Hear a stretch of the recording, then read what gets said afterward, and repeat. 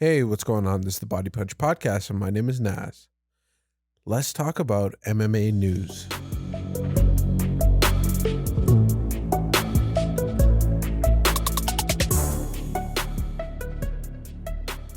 So, I wanted to record this podcast and break down a bunch of the news floating around in combat sports. Wanted to talk about a couple topics, including Jake Paul versus Tyron Woodley, the new fight that's coming down the timeline. Also, UFC 269 featuring Charles Oliveira versus Dustin Poirier. Also wanted to talk about some Conor McGregor news, and a fight that I believe he is lining up for himself.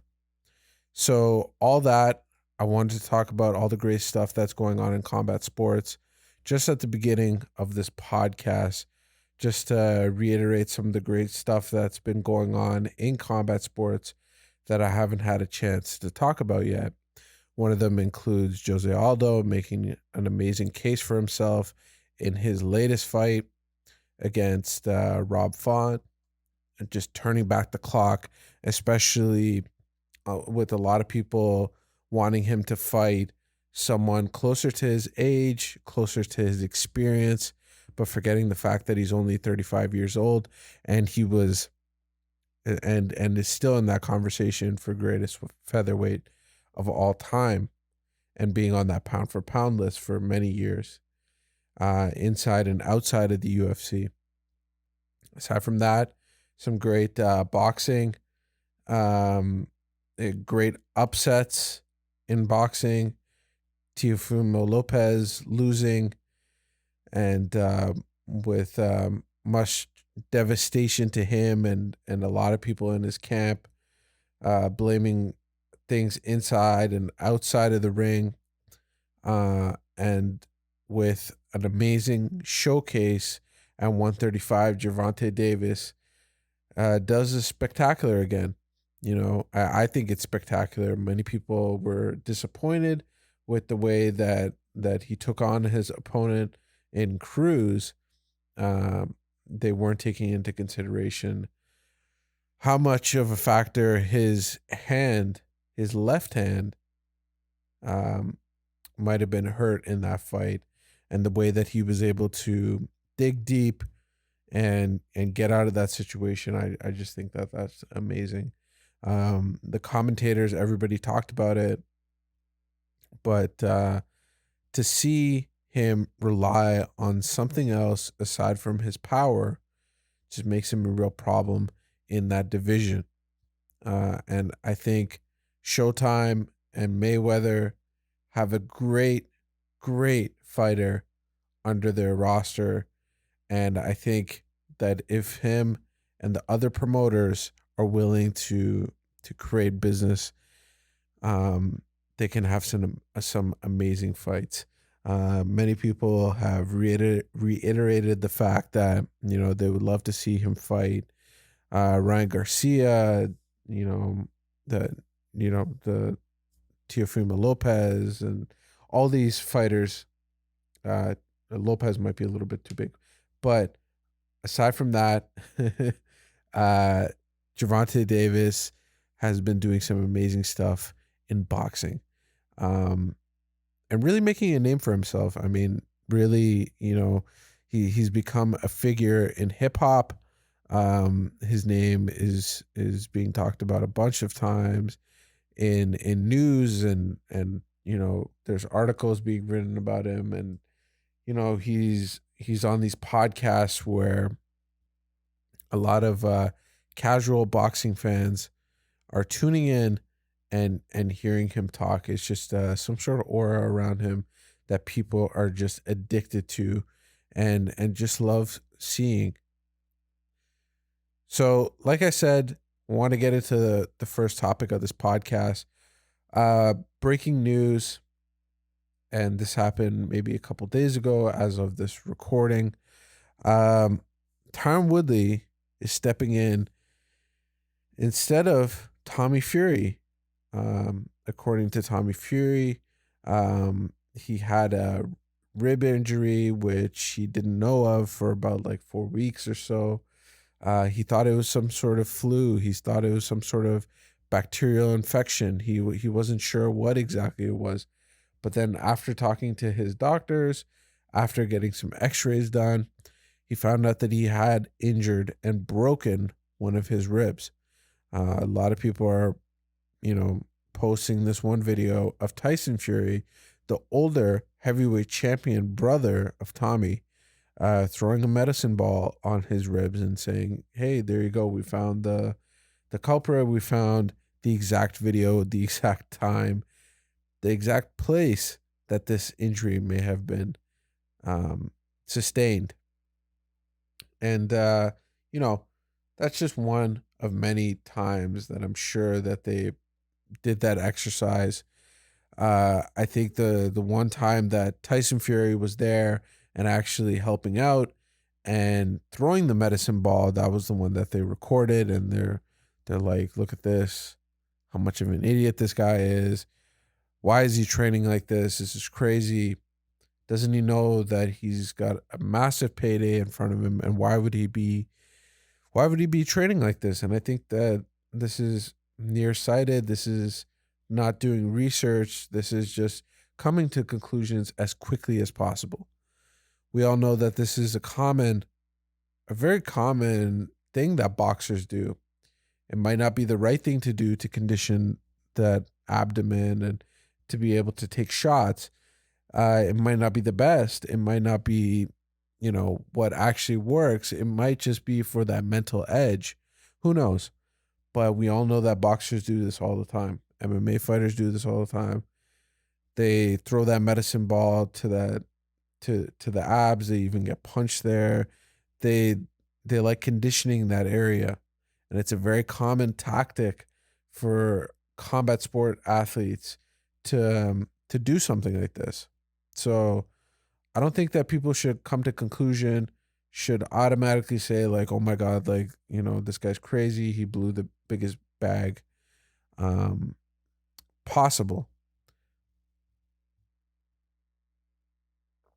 I think the next thing that we have to talk about when it comes to this fight is the pressure that either Jake Paul or Tyron Woodley has when stepping into something like this. I think that this has a lot of pressure for both of these fighters. This adds a bunch of pressure to Jake Paul. It adds a bunch of pressure to Tyron Woodley. And the reason why I'm saying this is because Jake Paul, who's already beaten this guy, thought that he already went over this hump against going against the UFC former welterweight champion. This is a big step for him, and I'm sure that he was relieved at the end of it. And now that he has to do it again, it just adds a lot of pressure on him to one up himself. He said it himself, and he's talked about it, that he is willing and wrote it in the contract that he would give $500,000 to Tyron Woodley if he knocked him out in this fight. Now, Tyron Woodley says that he's been training for a while. He's ready for this fight. He's ready for this opponent. Many people are speculating that, and myself included, that I believe he was planning on fighting the ex-UFC fighter / commentator Dan Hardy, and he was going to fight him in a boxing match, and I'm sure it was going to be promoted by Triller, because Triller, with their triad combat, it's another thing that we didn't talk about is the triad combat and Frank Mir getting taken out in that, and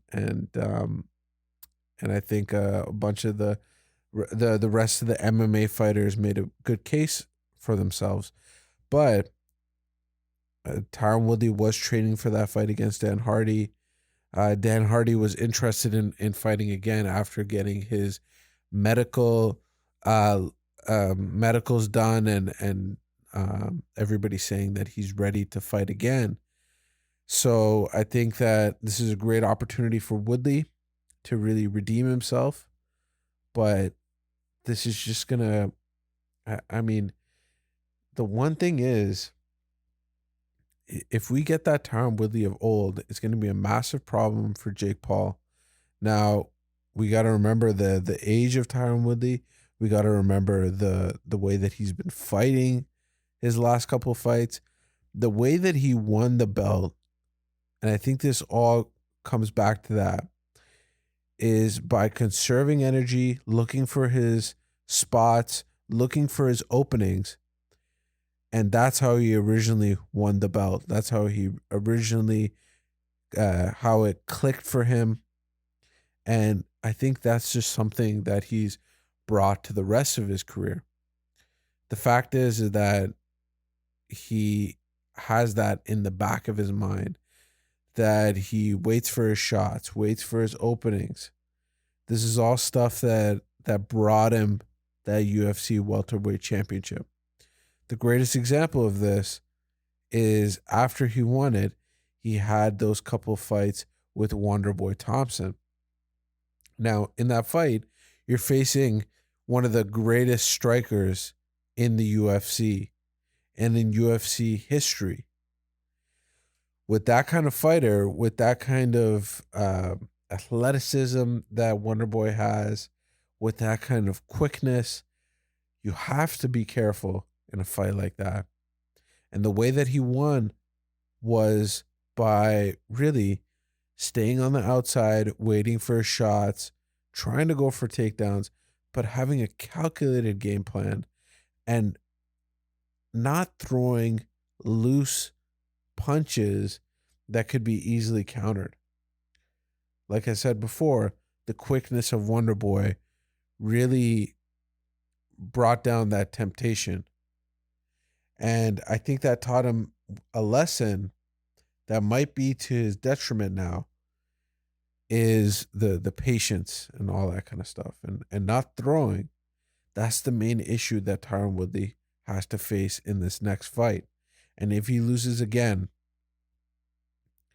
I believe his aspirations to become a pro boxer kind of go out the window, because you can't lose 2 fights to Jake Paul and then have aspirations to either fight in MMA again or, like he said before, make his mark in boxing. It just can't happen. I mean, no one's going to take you seriously after this. I know that Jake Paul, his skills are developing and all that kind of stuff, but at the end of the day, you're a pro fighter who's fighting a YouTuber with a lot of money, albeit, and at the end of the day, you just can't lose 2 fights to Jake Paul and expect amazing things to happen in the rest of your career. I think for Jake Paul, honestly, this is an amazing opportunity for him. I mean, he feels the pressure. It's going to be tough because you don't know, again, maybe Tyron Woodley is the old Tyron Woodley. Maybe the UFC welterweight champion, the former champion, comes out to play that night. And you have this aggressive fighter who goes for all of the openings, won't give you a break. You know, I rewatched some of the fight, and you could see at some points that Tyron Woodley could have really stepped on the gas, you know, especially when he had Jake against the ropes. He could have really gone for broke at that moment. We all know that he has a punching power. That's one of the last things to go on any fighter, boxing or MMA.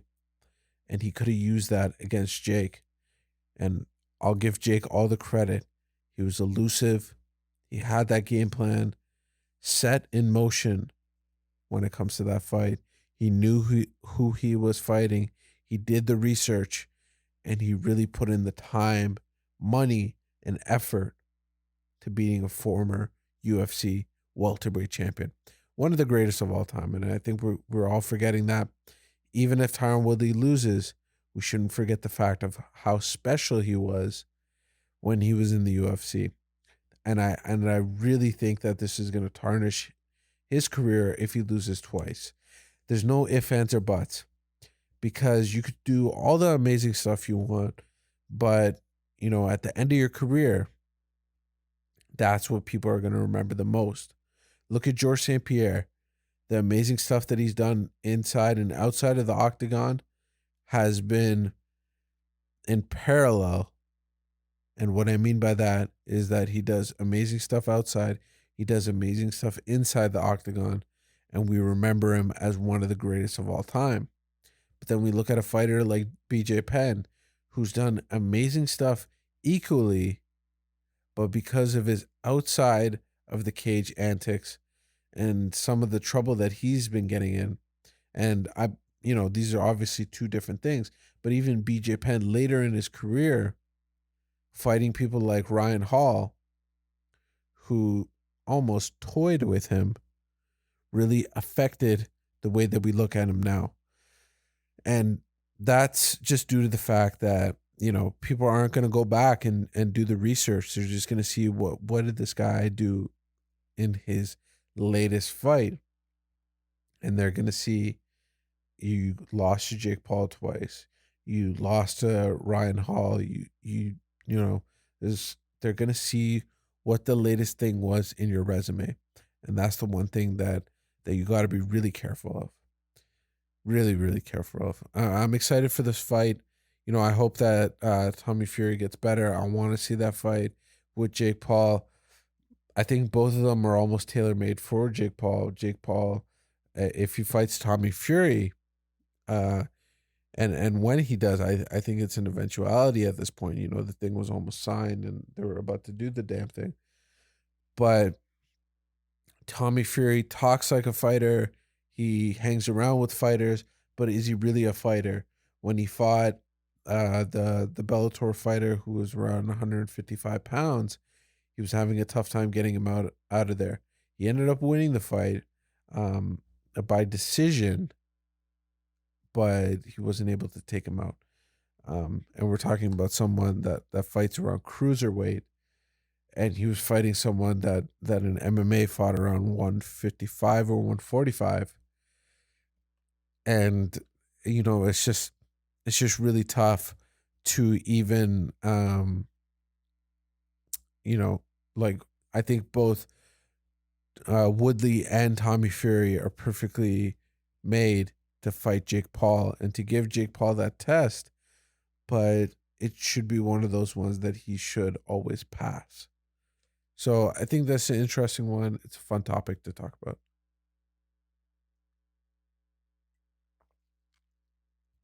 Okay, so let's talk about the next topic. UFC 269. Charles Oliveira versus Dustin Poirier. This is a big one. Last card of the year, last pay-per-view card of the year that the UFC is putting on. What a stacked card. What an amazing card. December the 11th. And this card is stacked from top to bottom. Let's start from the bottom. Even the early prelims have some great fights. Ryan Hall, who I was talking about before, when I mentioned BJ Penn. I mean, Ryan Hall, we all know the amazing stuff that he does inside of the octagon. Unfortunately, he did have some sort of injury, which I don't recall. And that was one of the reasons why he lost his last fight. We remember all those Eminari rolls and him trying to, it was just crazy, the roles and everything that he was going for. Unfortunately, he hasn't fought that much in the UFC. But he's just an amazing person to watch, and hopefully he can get back on track. Ryan Hall is one of the greats in the UFC when it comes to his jiu-jitsu. Jillian Robertson is fighting first fight, which she always comes to fight, and she's always down for it. Alex Perez, another name. Miranda Maverick is fighting. She's always fun. Eric, your boy Anders, man, I love watching him fight. There's no quitting this guy. I remember the Khalil Roundtree fight, where Khalil Roundtree came out with his Muay Thai style and was just picking apart Eric Anders, and he kept on coming forward. I think it's that football mentality, that mentality that brought him to the top of football. It's just what an athlete And we all know that he's going to bring a level of excitement just walking forward against his opponent. Okay, so the prelims, we got some really great fights. Tai Tuivasa. If you've been listening to this podcast for a while, you know how much I love Tai Tuivasa. Um, I believe he's been pretty active this year, and getting some great wins in the UFC. Yeah, his last win was against Greg Hardy. That was in July, and then he fought in March 2021, and that was his two fights in 2021. So he's gonna have 3 fights in 2021. So pretty active career thus far in 2021. Um, his last fight against Greg Hardy, I remember everybody was talking about it. I remember walking down the street and hearing some random kids just talk about, hey, you remember that guy, Tai Tuivasa, took out Greg Hardy? And the way that he did it, the firefight that he went in to with Greg Hardy, it was Greg Hardy's last fight in the UFC after, leaving. But he's fighting someone really tough, and we all know he's going to bring it, and hopefully he can have a shoey after the fight. Okay, weirdly enough, Pedro Munoz versus Dominic Cruz, second bout on the prelims. I say weirdly enough because Dominic Cruz, former champion, versus number 8. So number 9 versus number 8. Pedro Munoz is, like Dominic Cruz said, a knockout artist that can strangle you. So, I mean, that's putting it in very simple terms.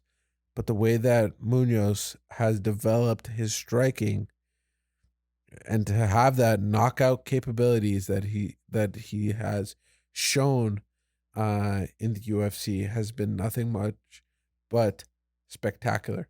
An all-around fighter in Munoz.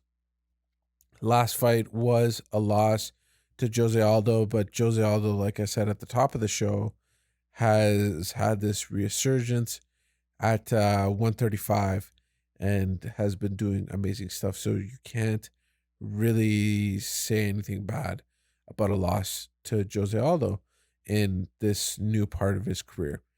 Before that, getting a win against Jimmy Rivera. He got a KO stoppage against Cody Garbrandt. That might have been Cody Garbrandt really wanted to go in the fire with Munoz and getting into a firefight with him, which was very ill-advised. So he lost that one in KO, but Munoz won. And he's facing Dominic Cruz. I mean, the veteran, the former champion at 135, regarded to be one of the greatest fighters at 135. I think he's still, if I really think about it real quick, I think I would still rank him number 1 of all time at 135. A lot of people are chomping at the bit. You know, even the current champion, Petr Yan, if he keeps on the run that he's at right now, he could quickly rise to dethroning Dominic Cruz as the greatest 135er.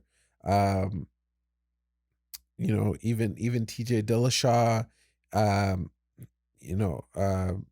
TJ Dillashaw might have a claim to that.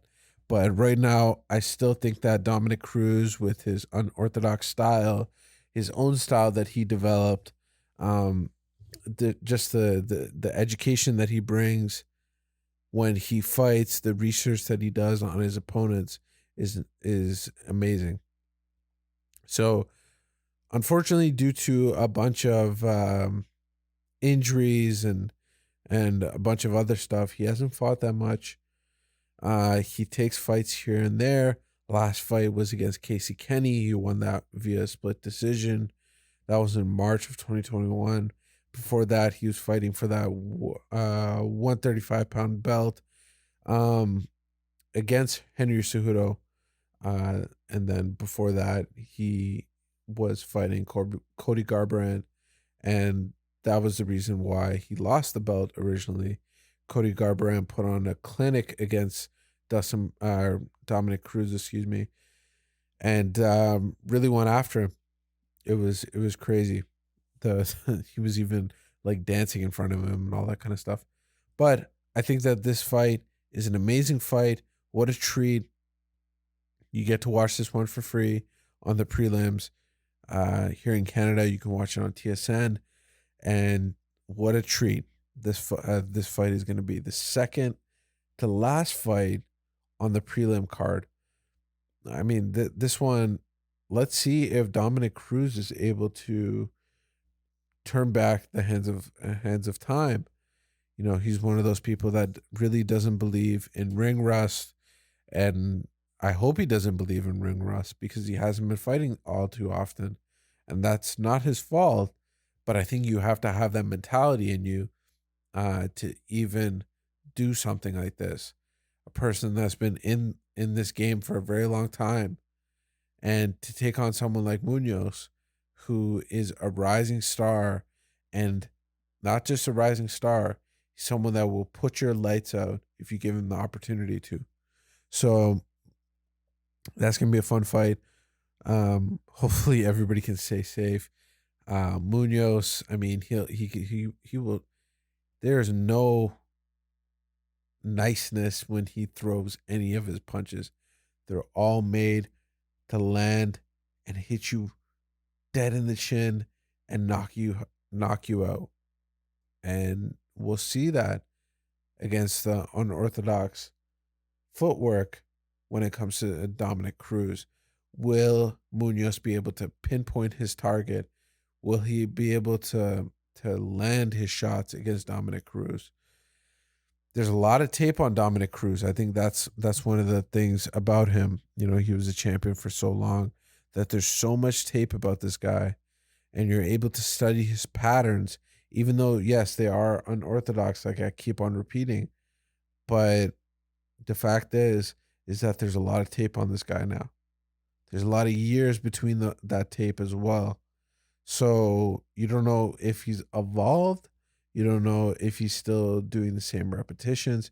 You don't know if he's doing the same thing over and over again. He might be doing something different in this fight.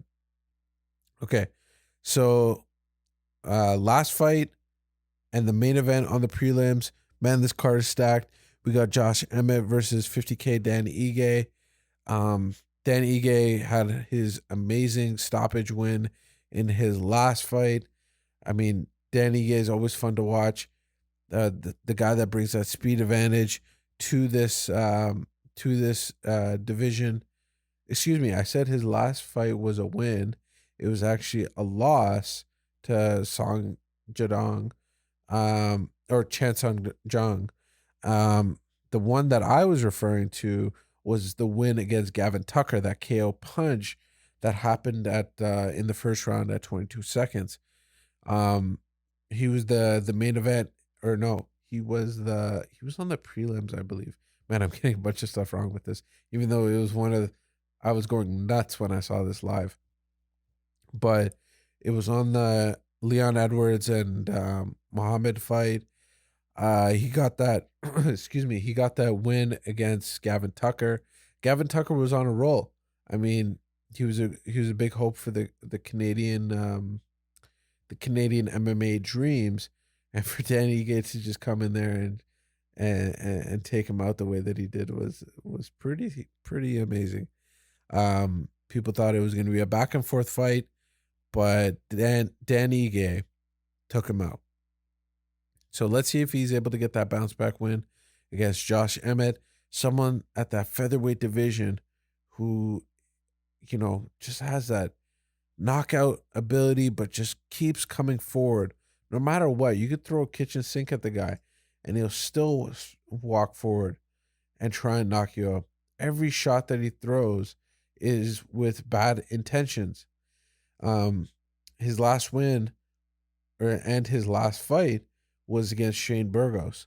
Now, we all know that Shane Burgos does not go down easily. He is someone that is always coming forward, just like him. And for him to defeat Shane Burgos in the way that he did, in a decision win, because we go through the rest of his career. His last 4 fights before that were all KO/TKO. So for him to get a decision win against someone like Shane Burgos, just shows you the depth of his skills. Okay, so let's go to the main event. Main event starts off with a bang with Sean O'Malley. He's fighting number 15th ranked Pavia. Excuse me if I butchered that name, but anyways, weirdly enough, he was ranked number 15, but Sean O'Malley was talking about how he wasn't ranked at one point and how he was taken off the rankings. Now he was an unranked fighter again, but Sean O'Malley, the unranked, undefeated fighter who actually does have a loss, but just keeps repeating the fact that he's undefeated, is opening up the pay-per-view. Now, him and a bunch of people don't really care. They say that they don't care at all, but it's a big deal. The UFC wouldn't put Sean O'Malley at the beginning of this card. By the way, above Dominic Cruz, above Dan Ige, to open up the card with the unranked fighter, to open up a pay-per-view portion of the card with the unranked fighter is really nuts, because it just shows the draw that Sean O'Malley brings, the capabilities that he brings as a fighter. I mean, he's just something special on and off the mic. I mean, with his podcast and the way that he's been fighting, and like even with his last fight, Chris Matinos, dribbling on him and just throwing everything at him. Like it was like the Matrix. And I know it was a late replacement, I believe. And it was Chris's first UFC fight, to my knowledge. And it was just tough for Sean O'Malley to get a beat on him. Trained for one guy, another guy came in. And it was weird because he did win that fight. He went all 3 rounds, but I believe Herb Dean, if I'm not mistaken, stopped the fight in the 3rd round at 4 minutes and 33 seconds. Weirdly enough, should have let it go. I think he could have let it go. I mean, if you're gonna stop that fight, you should have stopped it a long time before that. You already let this thing go through. Now let the guy have some respect, some class. Let him finish the fight. But that was taken away from him. But Sean O'Malley did get that TKO win. Really excited for that fight. I mean, I think that the big news here is not the fact that Sean O'Malley's fighting on this card. I think it's that he's taking the place of some UFC veterans. Okay, so then Cody Garbrandt is making his 125-pound debut at flyweight, facing the New Zealand-born Kai Kara-France. This is a big deal. Cody Garbrandt has talked about this for a long time. He had a horrible bout with COVID that put him on the sidelines for a while. And what a way to enter the division and face Kai Kara-France. Kai Kara-France, he's part of that same camp that Israel Adesanya is part of, and City Kickboxing there, and he is nobody to mess with. I mean, Cody Garbrandt, former champion, and Kai Kara-France is taking him on. I mean, a lot of people are talking about how diminished Cody Garbrandt might be in this fight because he's cutting that weight down to 125. But I think you got to remember that, Cody Garbrandt, he was knocking out 135ers. And what is he going to do against the speedy flyweights here? And I think Kara France is perfect for this. Last fight, he won it by KO punch at UFC 259 in Las Vegas. He won it in round number 1. Before that, Brendan Royal, he lost that due to submission choke in Abu Dhabi, I believe. And don't kill me if I'm wrong, but that one, Brandon didn't make weight.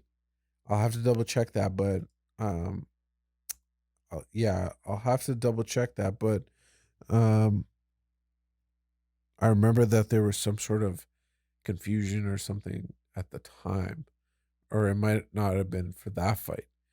Um, but Kara France is always here to go after it, and he's facing the former bantamweight champion, who has been on a string of losses.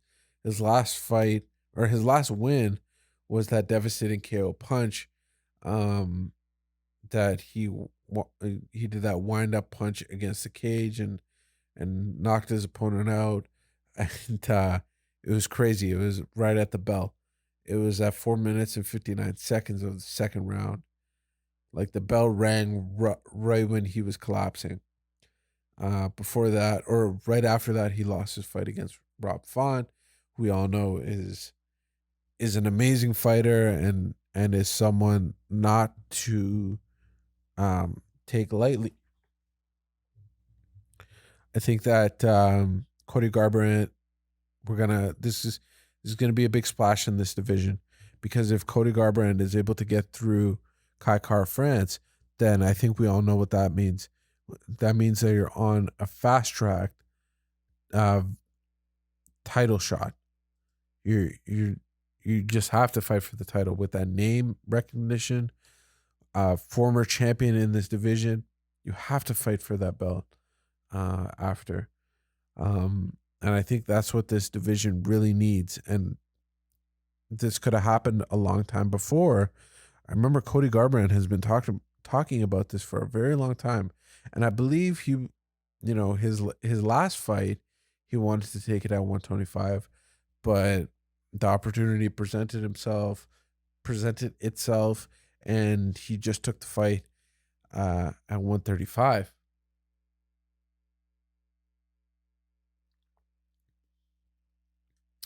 So this is going to be a really interesting fight to watch out for.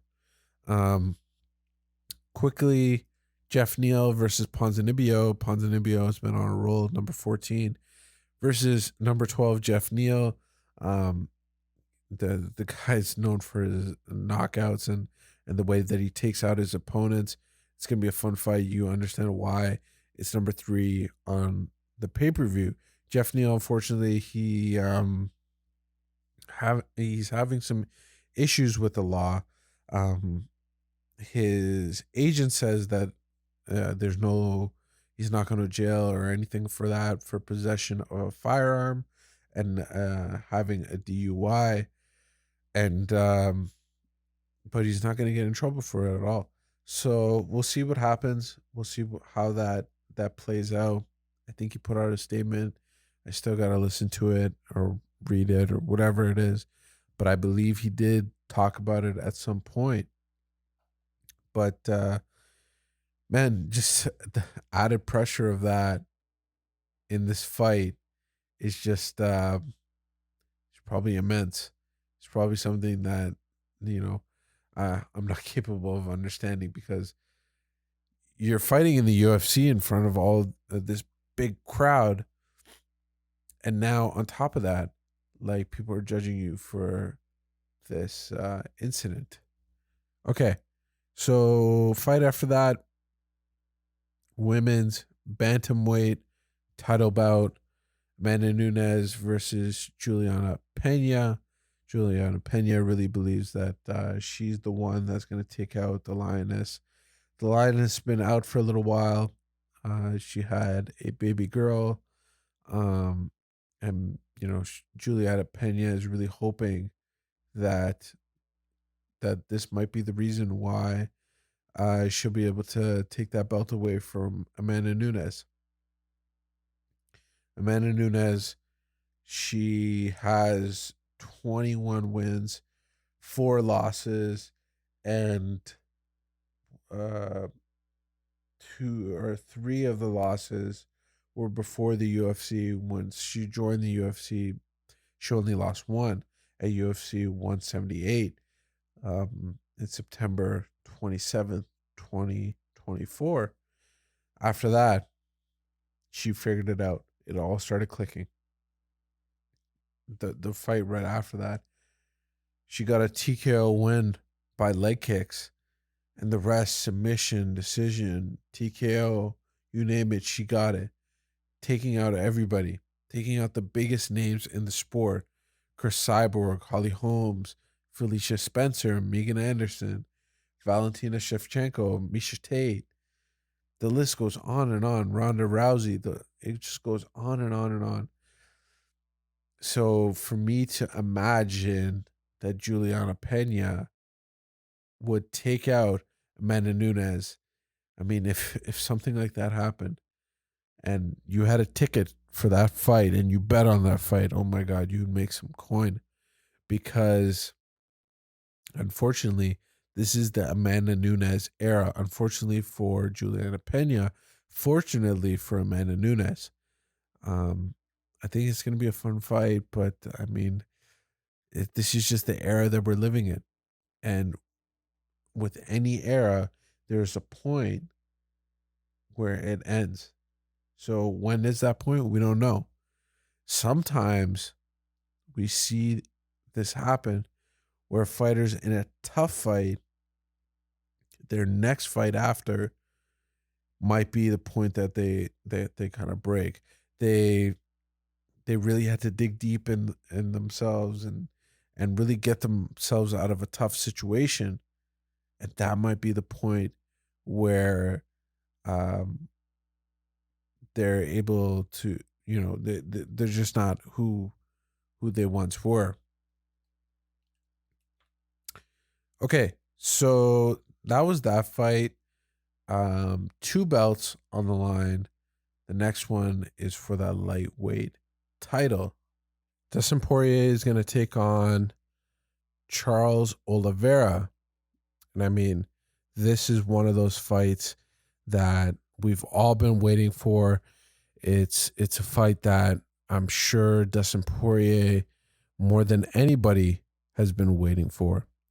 Charles Oliveira gaining such momentum in his career, in this later stage of his career, the second half of his career, if you will, and getting that belt, getting the recognition from his peers, everybody talking about how amazing Charles Oliveira has been, and for him to take out Michael Chandler the way that he did with TKO punches and coming out of the storm that Michael Chandler put him in, the storm that he put him in. At one point, it was a little touch and go situation going on, but for him to battle the mental aspect, to really hold himself up and get him navigate himself out of that storm is really special. And before that, taking out the likes of Tony Ferguson. After that fight, Tony Ferguson didn't seem the same. Just the way that his attitude is and all this kind of stuff. And after that fight, he lost to Beneil Dariush, and that kind of just sent him down. Before that, he took out Kevin Lee, even though Kevin Lee is not in the UFC anymore. He's still a really tough opponent, and for him to do it as it was one of the first fights in the COVID era. I remember I was so excited to watch that fight because I just wanted to figure out what UFC would be looking like during COVID. And it was so eerie and quiet, and I didn't even think it was possible that a fight could happen without a crowd. And for him to take out Kevin Lee in that fight, man, it really sent him on a rocket ship, because a lot of people took him super seriously after that. And it was just something special. And then for Dustin Poirier to take the two Conor McGregor fights instead of fighting for the title, because it was high probability that if he wanted that 155-pound belt aside or opposed to the Conor McGregor fight, many people would take that 155-pound belt. And he didn't. He went for the money fights. He went for the fights that would give him maximum notoriety, taking out Conor McGregor twice. Once by doctor stoppage, but they mark it down as a TKO. The first time was a TKO. And the first time that we saw Conor McGregor in that situation, before that taking out Dan Hardy, lost to Khabib Nurmagomedov, but who doesn't? And before that, taking out all-time great Max Holloway. For the second time, taking out Eddie Alvarez, Justin Gaethje, Anthony Pettis. No contest with Eddie Alvarez the first time. It was because of an illegal knee. But then before that, taking out Jim Miller, Michael Johnson, Bobby Green, Joe Duffy, Yancy Medeiros, and then just the list goes on and on. But I mean, Cub Swanson is on here. He lost to him, but just having the opportunity to share the octagon with him was probably an amazing way to gain experience. But this guy has been going through the murderer's row, just like his opponent, Charles Oliveira. And he has just been winning and winning. And, he talks a lot, but it's not like he's going on Twitter or anything and talking a whole lot of smack to other fighters. He's someone that lets his hands do the talking. And I know that's just like, one of those weird quotes or whatever that people say all the time. But at the end of the day, both of these fighters have been on this steady grind and just winning and becoming absolutely, you can't say no to this guy. You can't say no to him fighting for the belt. I would love to hear if you believe he shouldn't fight for the belt. That would be an interesting conversation, because I don't see a reason why he would not. The way that this guy's been going on this run. He did have his first fight against Khabib Nurmagomedov for that belt. Everybody's lost him. Conor McGregor's lost him. Justin Gaethje's lost to him. That 155-pound title was just taken over by Khabib Nurmagomedov, and nobody else was even able to threaten that throne for the whole time that he had that belt. There was a couple moments where there was a glimpse of hope that you would be able to defeat Khabib Nurmagomedov, but it never happened. And now that he's retired, it never will. And we got to forget about him now, because this moment is for Charles Oliveira and Dustin Poirier. Both of these fighters, I think Charles Oliveira will really cement himself as the champion by defeating Dustin Poirier, because a lot of people have Dustin Poirier already their champion. Dustin Poirier is already the guy that you need to beat to become that champion. So I think this is a big fight for both of these guys, big stakes for both fighters. And the reason is just because at the end of the day, people just believe that Dustin Poirier is the automatic champion because he took those two fights against Conor McGregor instead of fighting for that belt. So it's the uncrowned king versus the king. So let's see what happens.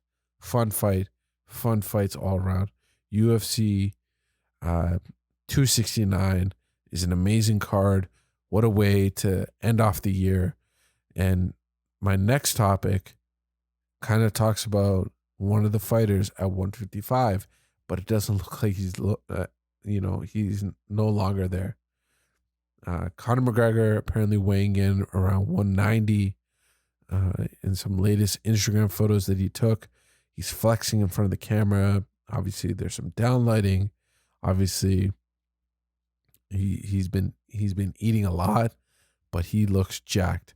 At 190 pounds, Conor McGregor is gearing up to not only restore the health in his leg, but it also seems like he's gearing up for a fight with Nate Diaz.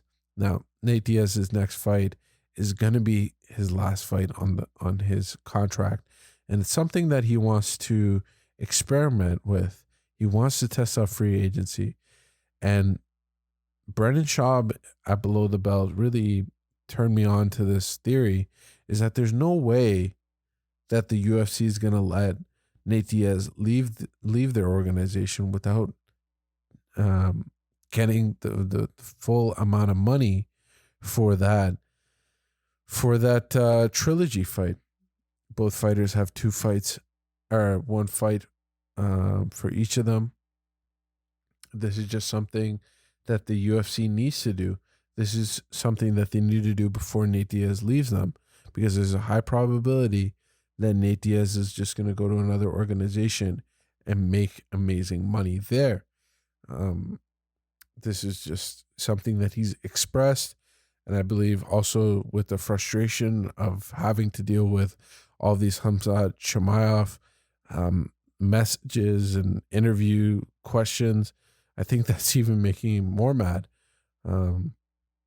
But this is a point in Nate Diaz's career where he can really flex that muscle and showing his star power. But the UFC really wants him to capitalize on that last fight. They need that last fight to happen. They can't let him go without it not happening. And I think Conor gaining that weight, packing it on, it just really solidifies in my mind that I think the next fight could be Conor McGregor versus Nate Diaz. Even with the compromised leg, even with Nate Diaz maybe showing some wear and tear here and there, I think that this is going to be a competitive fight. This could kickstart one of their careers up again. Nate Diaz looks like he's still in there fighting with the best of them, almost taking out Leon Edwards in that last round there. And then kicking off Conor McGregor's career again. Conor McGregor needs some sort of kickstart in his career. And this Nate Diaz fight could be the perfect one for him. Maybe this Nate Diaz fight, after that, a Tony Ferguson fight. They never got to fight. And they could be an amazing press conference duo together. They could talk a whole lot of smack against each other. And this could really kickstart and jumpstart both of their careers. And I think it would be a great fight for both of them.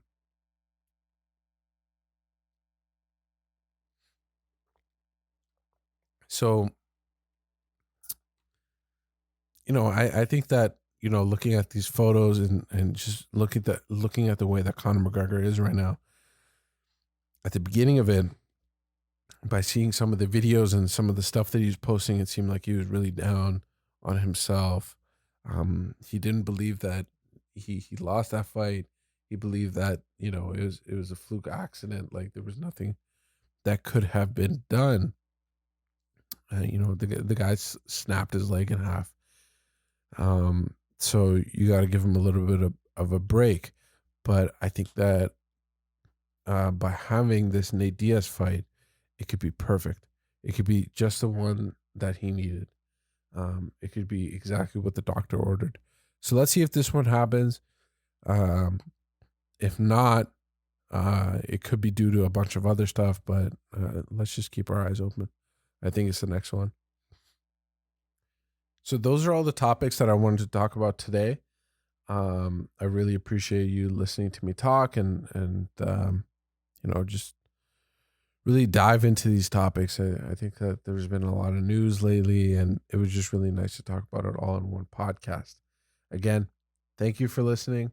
I really appreciate it. If you can listen to it on YouTube and give it a like, subscribe, hit the bell notification, all that good stuff. It really helps out and it really pushes us forward.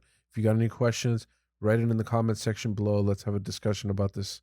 And if you have any questions about any of them, feel free to write something and we can start a discussion with you, me, or someone else. If you can listen to the podcast on the different podcast networks, that'd be really appreciated as well. Give a like there, give 5 stars, all that good stuff. Leave a review there as well. It helps everything. So again, thank you for listening. Thank you for supporting. I really appreciate it.